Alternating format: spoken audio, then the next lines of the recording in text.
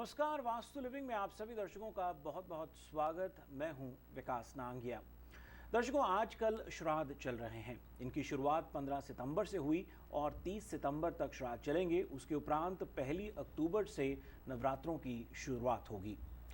श्राद्धों के दौरान एक विधि विधान रहा है कि हम अपने पूर्वजों की, हम अपने पितरों की पूजा करते हैं, पूजा अर्चना करते हैं।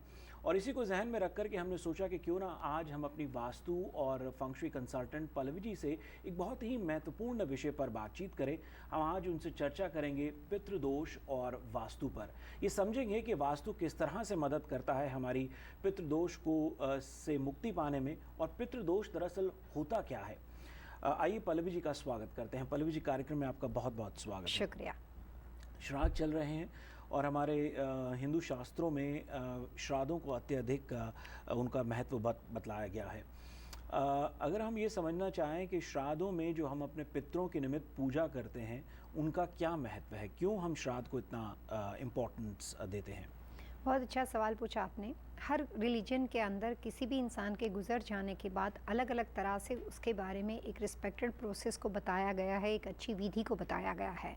वो हर रिलीजन के हिसाब से अलग अलग चीज़ें हैं।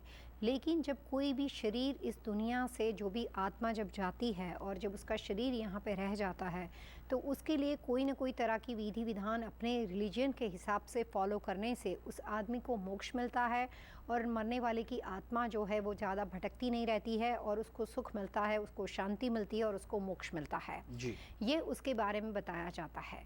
काफ़ी जगह पे जिस वक्त इंसान गुजर जाता है तो वहाँ पे रहने वाले लोगों को बहुत सारे अलग अलग तरह के कस्टम्स, अलग अलग तरह की विधि विधान के बारे में बताए गए हैं रिलीजन में, जिसका बहुत अच्छा महत्व है। मैथोलॉजिकल उसके पीछे कहानी भी है।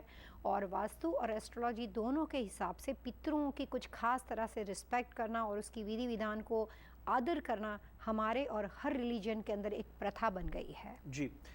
इस दौरान बहुत से लोग उनको हमेशा इस बात का संदेह रहता है, या ये मैं कहूँ कि क्लैरिटी नहीं है कि पितृदोष क्या है जी। और श्राद्धों में पितरों के निमित्त क्या करना चाहिए जी। इसकी और थोड़ी रोशनी डालेंगे आप। जैसे श्राद्ध का सबसे ज़्यादा महत्व हिंदू रिलीजन के अंदर माना जाता है। और जहाँ से शुरुआत है वो ये है कि सप्त ऋषि यानी कि 7 ऋषि हुआ करते थे, जिनसे पूरी पीढ़ी चली है और जो हमारे वंशज है। तो आप किसी भी रिलीजन के आदमी के साथ जब कोई श्राद्ध की विधि करवाने जाते हो तो प्रिस्ट आपको पहला सवाल ये पूछता है कि आप किस गोत्र से बिलोंग करते हो। जी। तो महर्षि करके ऋषि हो गए, कश्यप ऋषि हो गए, अलग अलग 7 ऋषि बने हुए हैं जिसके ये सारे बच्चे हैं और उसकी पीढ़ी वहाँ से चल रही है। जी। तो श्राद्ध का मतलब होता है कि जो लोग अभी हमारे साथ नहीं है, जो हमारे पूर्वज हैं, जो हमारे माता पिता थे, जो हमारे ग्रैंड पेरेंट्स थे, या वो हमारे मित्र हो सकते हैं, घर के अंदर कोई भी ऐसा पेट एनिमल्स हो सकता है जो हमारे साथ पहले रह चुका हो, लेकिन जिसके साथ किसी भी ज़माने में एक इमोशनल अटैचमेंट था उस पीढ़ी का या उसके पीछे की पीढ़ी का, उसको इन 15 दिनों के अंदर याद करना, उसको उसके लिए प्रार्थना करना, उसके आत्मा की सुख शांति के लिए, मोक्ष के लिए एक दुआ करना, ये सब विधि के लिए श्राद्ध को महत्वपूर्ण माना जाता है। एवरी ईयर जो इंसान जिस वक्त गुजरा होता है उसकी एक तिथि, कैलेंडर के हिसाब से उसकी एक तिथि बनाई जाती है। कुछ लोगों को अगर उसके माता पिता के बारे में या ग्रैंड पेरेंट्स के बारे में अगर तिथि या उसके दिन पता ना हो, तो ऐसे लोगों के मोक्ष के लिए प्रेयर विधि भी ये श्राद्ध के 15 दिनों में आप कर सकते हो। जी। जैसे किसी भी वक्त वो गुजरे हो लेकिन माता का श्राद्ध होता है, तो जिस वक्त भी वो सारे जो भी उतने मातृ से रिलेटेड श्राद्ध को विधान किया जाता है, पिता का श्राद्ध होता है, तो उस दिन आप उसकी प्रेयर कर सकते हो। तो श्राद्ध के दिन सिर्फ और सिर्फ पूर्वजों के होते हैं, पितरों के होते हैं। और आम तौर पे वास्तुशास्त्र में काफ़ी ज़्यादा इन्फॉर्मेशन इसके बारे में बताई गई है, क्योंकि वास्तु जिस वेद से बिलोंग करता है उसकी मैक्सिमम इन्फॉर्मेशन है शिव पुराण से। जी। और शिव जी मृत्यु के देव माने जाते हैं। तो श्राद्ध के बारे में वास्तु में काफ़ी विस्तार पूर्वक कहाँ पे किस तरह से पितरों के पिक्चर्स रखने चाहिए, क्या क्या चीज़ें उसके हिसाब से नहीं करनी चाहिए घर में, किन चीज़ों से पितृदोष बन सकता है गलती से, उसके बारे में डिटेल में बताया गया है। और ज़्यादातर जो प्रिस्ट होते हैं वो ही इस तरह के विधि विधान करवाते हैं। जी। क्या कारण हो सकते हैं पितृदोष के, और किस तरह से ये समझा जाए कि एक परिवार पर एक परिस्थिति जो हो वो पितृदोष की हो, कैसे इस बात का अनुमान लगाया जाए? अगर एस्ट्रोलॉजी के बारे में मैं आपको बताती हूँ तो जो भी प्लेनेट है वो प्लेनेट किसी न किसी के साथ कनेक्टेड है, सिम्टम्स है उसके। जैसे गुरु, तो गुरु आदमी को विद्या, ब्रेन और बुद्धि प्रदान करता है। मून, तो मून आदमी को शांति, पीस, वो आपके सोल और मन की निशानी है जो आपको हार्मनी प्रोवाइड करता है। वैसे पितरों का ग्रह माना जाता है Rahu. Rahu is a symbol of पितृ, एंसेस्टर।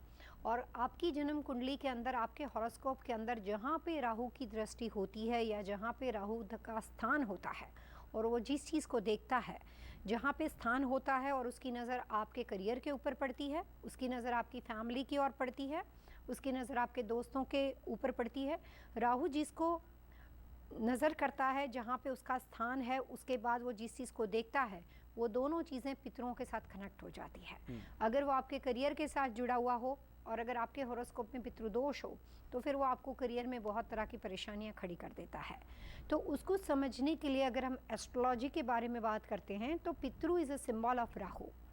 और अगर एस्ट्रोलॉजी के बारे में बात करते हैं तो घर का जो साउथ वेस्ट कॉर्नर है, साउथ वेस्ट कनेक्टेड विद पितृ, और दूसरी दिशा उसके लिए पाई जाती है south, because south west is a sub cardinal direction, so it's connected with south. तो साउथ दिशा जो है वो पितरों की निशानी है, एंड साउथ वेस्ट भी पार्ट ऑफ द पितरों के साथ वो 50% कनेक्टेड होने की वजह से कई बार कई तरह के पितृदोष के अंदर साउथ को इम्प्रूव करके या साउथ वेस्ट को इम्प्रूव करके हमने पितृदोष के अंदर काफ़ी अच्छे रिजल्ट उस परिवार को दिए गए हैं। जी दर्शकों, वास्तु लिविंग में अब वक्त तो चला है एक छोटे से ब्रेक का, और ब्रेक के बाद हम पल्लवी जी से आज जिस दिलचस्प विषय पर बातचीत कर रहे हैं, पितृदोष एंड वास्तु पर, बातचीत जारी रहेगी, जाएगा नहीं। देखते रहिए वास्तु लिविंग।